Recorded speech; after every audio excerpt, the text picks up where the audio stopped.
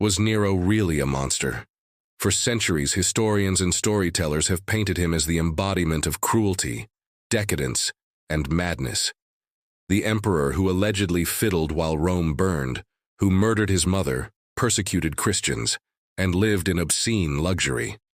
But when we look closer at the historical record, a more complex picture begins to emerge. Nero was born in 37 AD as Lucius Domitius Ahenobarbus. From the start, his life was far from ordinary.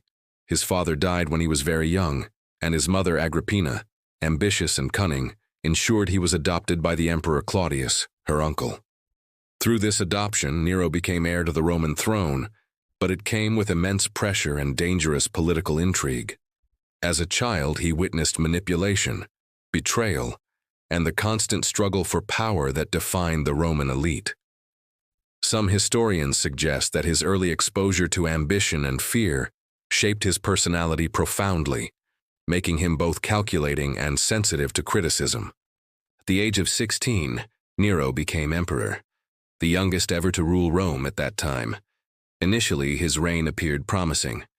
Guided by experienced advisors such as the philosopher Seneca and the Praetorian prefect Burrus, Nero introduced reforms that improved public welfare, reduced taxes, and hosted games and festivals that won him the favor of the people. For a brief period, Rome prospered under his rule, and Nero was even admired as a generous and culturally sophisticated leader.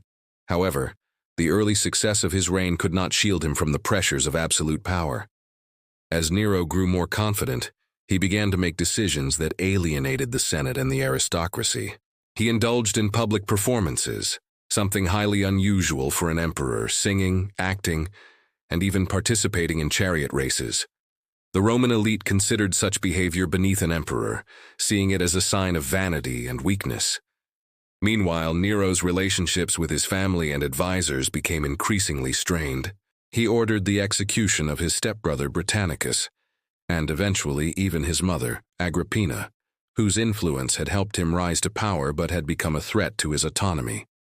The murders shocked Rome and painted Nero as a ruthless figure, yet they were also political acts aimed at securing his position in a world where rivals were constantly scheming against him. In 64 AD, one of the defining events of Nero's reign occurred: the Great Fire of Rome. For 6 days, the city burned, destroying homes, temples, and entire neighborhoods. Ancient historians, particularly Tacitus and Suetonius, accused Nero of watching the city burn while playing his lyre, or even worse, of having started the fire himself to make room for his grand new palace, the Domus Aurea. Yet modern research and critical analysis suggest these accounts may have been exaggerated or biased.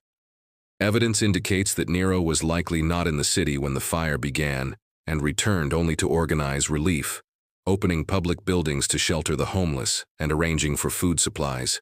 Nevertheless, the image of Nero as a callous, artistic tyrant persisted and became central to his enduring legacy. Nero's reign was marked by excess and extravagance. He built luxurious palaces, invested heavily in public entertainment, and indulged in personal pleasures with little regard for traditional Roman values. At the same time, he showed interest in arts, philosophy, and culture, which suggests he was not merely a brute, but a man with passions and ambitions beyond the ordinary ruler.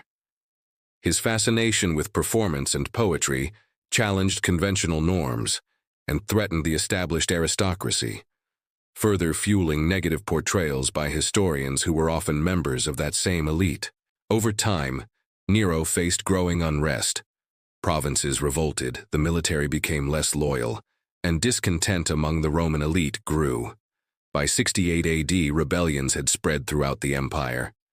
Even the Praetorian Guard, the elite force tasked with protecting the emperor, abandoned him.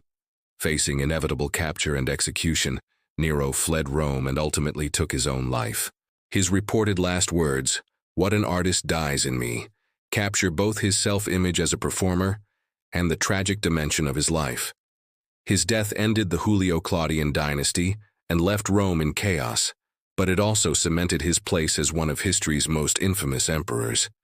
Yet, when we examine Nero without the dramatic embellishments of ancient historians, the picture is less clear-cut. Was he truly a monster, as later generations claimed? Or was he a complex ruler whose ambition, creativity, and political missteps were magnified by the biases of the sources? It is likely that both truths coexist. Nero committed acts of brutality and exercised power with ruthless efficiency, yet he also contributed to Rome's cultural life, engaged in public philanthropy, and may have been misrepresented by those who envied or opposed him. His story reminds us that history often tells us less about individuals and more about the fears, prejudices, and values of those who record it. In the end, Nero's life is a cautionary tale about power, perception, and legacy. He was a man shaped by circumstance, ambition, and personal desire, neither wholly villain nor wholly victim. The legend of Nero as a monstrous emperor persists because it is simple, dramatic, and compelling, but the reality is more nuanced. To judge him fairly, we must separate myth from fact, considering the context of Roman politics, culture, and society. Nero challenges us to think critically about how history remembers its leaders and how narratives of evil and heroism are constructed. Perhaps he was not the monster history portrays, but a man whose flaws, passions, and tragedies became larger than life. And in that complexity lies the true story of Emperor Nero, one that continues to fascinate, disturb, and provoke debate nearly 2,000 years after his death.